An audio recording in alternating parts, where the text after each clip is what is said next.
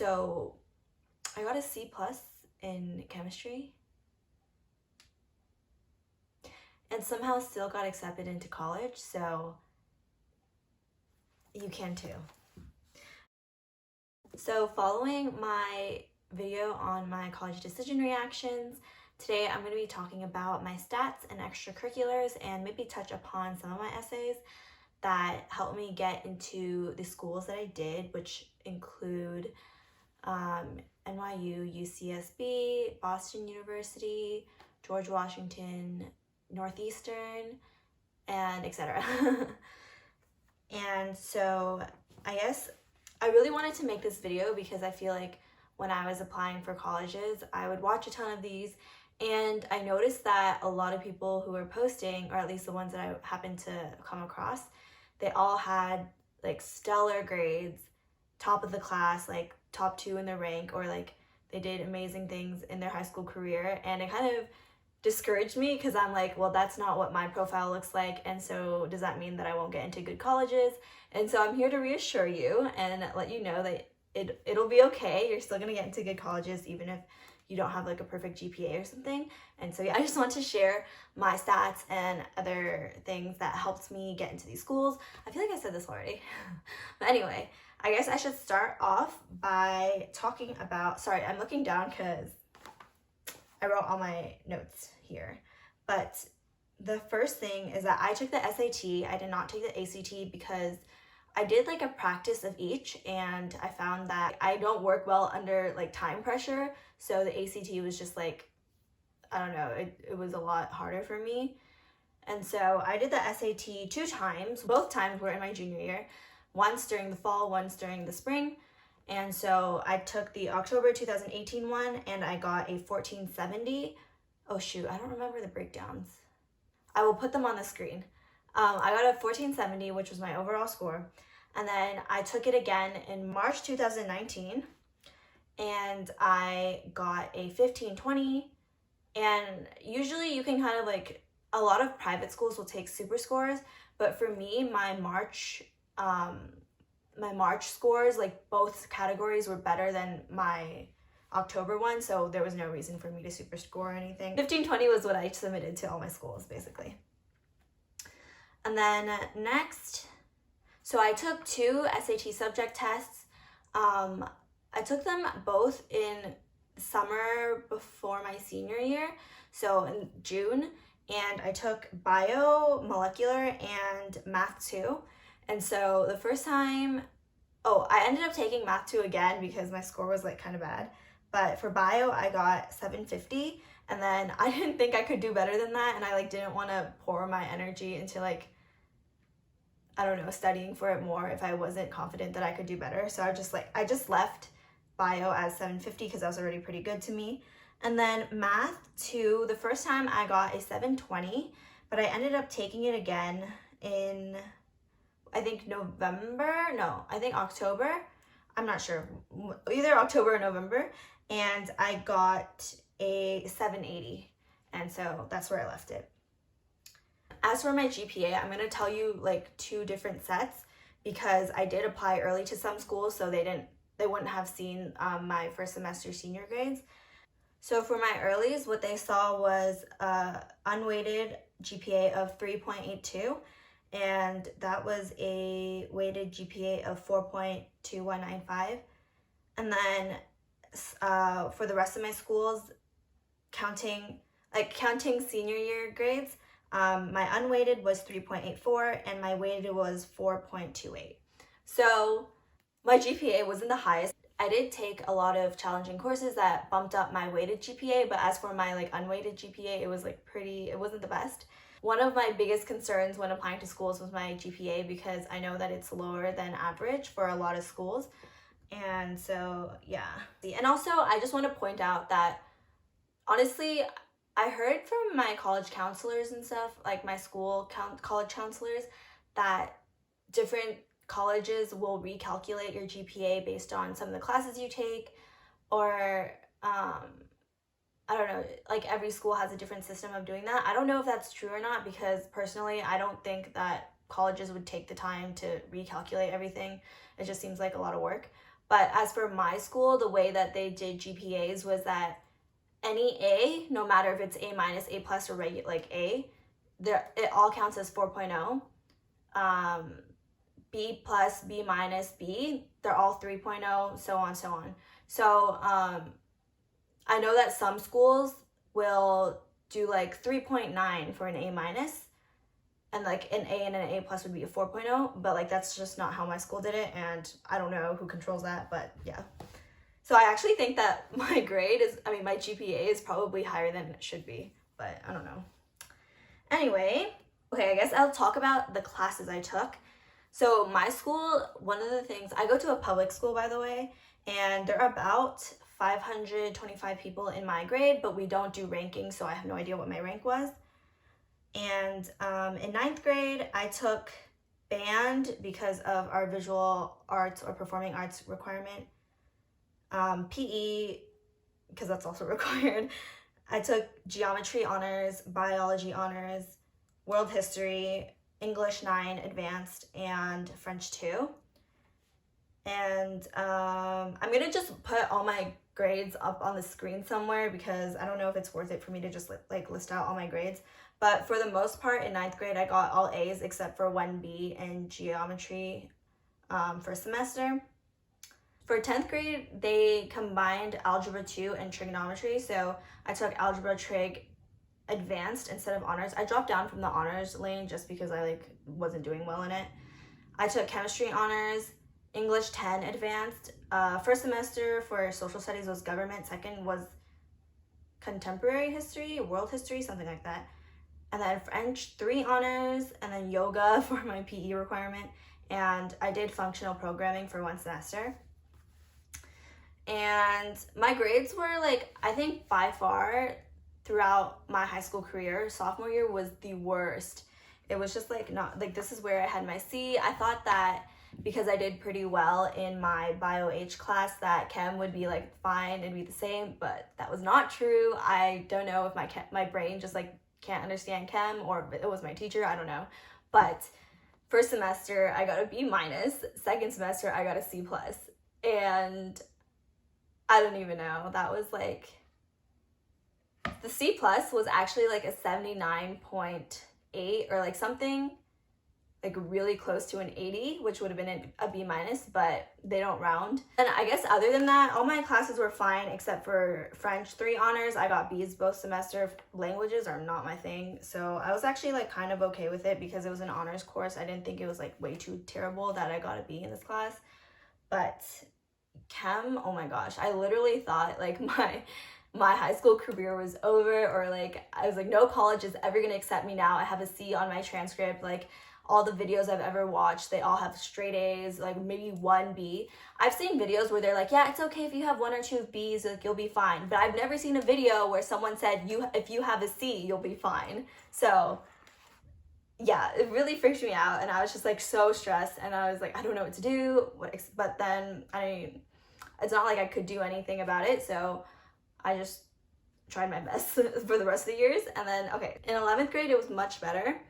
I took AP Bio, APs, which stands for AP Environmental Science, AP Language, English Language and Composition or something like that. I took Foods. I think I took that for a, what's it called? A graduation requirement. For one of the categories, I had to do something, I don't know. I just took Foods for some reason. And then I took Humanities, which is an English course. And then I took Intro to Analysis Calculus, which I think is considered an advanced math course. And then US History, and I took Early Childhood Development Honors. And I think it's kind of confusing because Early Childhood Development is also a dual enrollment class. So I'm not really sure how they weighted that, if they weighted it dual enrollment or honors. But yeah, I took those. And 11th grade, my grades were pretty good. I only had 1 B first semester for AP Bio, and that was it. All the rest were some variation of A. So this year, I took it pretty easy, relatively. I took AP Calculus AB. I took AP Psych, Anatomy and Physiology. That's a dual enrollment class. Early Childhood Development 2. That's also a dual enrollment class. Communications, Physics, and Econ. which is also required. And I only got a B in calculus. Everything else was some variation of A. And second semester, the only difference was that I didn't take communications because that was only a semester-long class. I took living skills instead. That was a course required to graduate, and I almost signed up for AP Macro originally, but I ended up dropping it because my schedule didn't work out, and so yeah, I only had 2 APs 12th grade. For my extracurriculars, I looked at my list today and like the order I put it in, and I honestly don't know why I put the order the way it is, but whatever. I only filled out 8 out of 10 of the activities, which I think you should try to fill in all of them if possible, but I don't know why I didn't.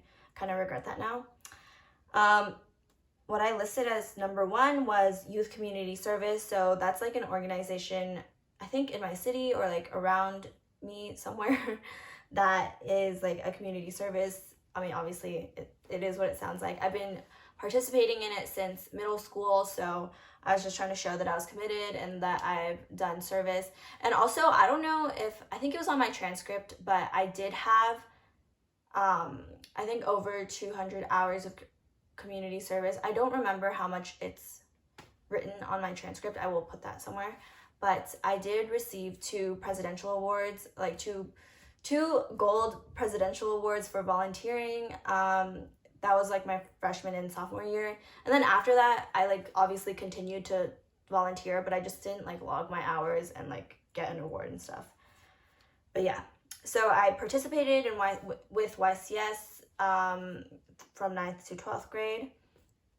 The second thing I listed was work, which is I work at a math tutoring company, and I worked there from 10th to 12th grade. It's pretty simple. I just tutor kids from like kindergarten level to maybe 9th grade at most in math, and yeah. And then I was just trying to show that I like was able to juggle a job at the same time, I guess. And then what I listed as number 3 was music, vocal. So I participated in a choir outside of school for, I think this year is my 10th year, so, or 11th year. But yeah, I was just trying to show that, yeah, I was committed to this and I've been doing it for a long time. I don't really know if that was helpful in any way because it's not like I won any awards with my choir. Actually, no, I did. Not awards, but like my choir traveled to like the American ACDA, what does that stand for? American Choral Directors Association, something like that. We performed for 2 of their things, I forget, but yeah. And then 4th, I listed YCS Interact Club treasurer / board member. So in my school, we combine YCS, so Youth Community Service, and Interact. I think people are probably more familiar with Interact, but those 2 clubs were basically combined into one, and I was a member throughout all 4 years, but in 10th grade, I became a board member, and then 11th and 12th grade, I was the treasurer. So I listed those down. The 6th thing I listed was Camp Edmo, so I would volunteer there during the summers, and it's just like a science and arts camp, I think, and I think I did it from 8th to 10th grade, I forget, but I mean, they don't have 8th grade as an option, so I just listed it as 9th to 10th grade. I think the biggest thing in my like extracurriculars was I did a lot of service, and yeah, I don't know if that was good or bad, but yeah. And then 7th, the 7th thing I listed was JV badminton, which was, I don't even know. I mean, I wasn't very good at badminton, but I did make it onto the JV team, and I think I only played from 9th to 10th grade, and I did play for, because they have like rankings, I guess, like JV 1, 2, and 3, so I did play for JV 1 for a period of time, so I think that's what I listed down. And since I wasn't on varsity or anything, that's why I put it so low on my list, because I didn't know if it was like, I don't think it's that impressive. Also, because it's badminton, it's not like track and field or something, I don't know. And then finally, the last thing I listed was I did art classes / just like doing art in general. For this, I kind of listed it mainly for the commitment aspect. Like I've been doing art for like all my life basically, and so I was just trying to show that yeah, I found something I liked and I stick to it. Whether or not that helped, I don't know, because it's not like I won any awards or anything. So yeah. So I think that my biggest concern with extracurriculars was that, like, yes, I participated in quite a few classes or like activities, but I didn't really get to a point where I was like winning awards or standing out in some way in this in these activities. Like, for example, I have a friend who is a ballet dancer, and she's like won so many gold medals, first place at like really prestigious competitions or something, and so that obviously set her apart from a lot of other people. But for me, like, yes, I've been doing art all my life, but I haven't entered competitions and like won stuff with it because I was just doing it for fun. So yeah, that's kind of my situation with my extracurriculars. And then finally, I guess the last thing to talk about is like honors / awards that I got. I definitely didn't get any like national or like state level awards, but within my school I did get a math award and an English award in 10th grade. So like department awards, like my teachers, I don't know how many awards they give out, but I got 2 awards for those. And in 11th grade I got a Rachel Austin award. It's just like some school level award. Not that many people get it, so I thought that was like more important to note down. So that's all I wrote down for my stats and extracurriculars and stuff. I just want to say, like, I just hope that this was reassuring to some of you guys who may not have had the best grades or something, because I think I've always heard that schools look for upward trends, so I think it was helpful to my profile that my junior and senior year was a lot better than my sophomore year. So like even though sophomore year like I had 3 B's and 1 C, because my junior year and senior year I only had like 2 B's within both of those, then it was like I don't know, I guess it showed progress, or I don't know, it showed that I could get my shit together, and I don't know. Yeah, so don't lose hope if you get a bad grade. If you have gotten a bad grade, I've been in your position, I know what it feels like, and I still was able to get into a school that I am so happy to be able to go to. If you have any other questions, or if you have any other requests for like kinds of videos you want to see, leave them in the comments, and hopefully I'll be able to do that for you guys. Hopefully this was helpful. I don't know, but yeah, I think my main purpose for filming this was just like to reassure you guys, like 1 C is not going to kill you. How many B's did I get? Like 1, 2, 3, 4, 5, 6. I got like 6 B's and 1 C, and like I still got into pretty competitive schools, so you can too. Don't lose hope. And yeah, that's gonna be all. Okay, I feel like I said that 5 times already, but yeah, that's all. Bye!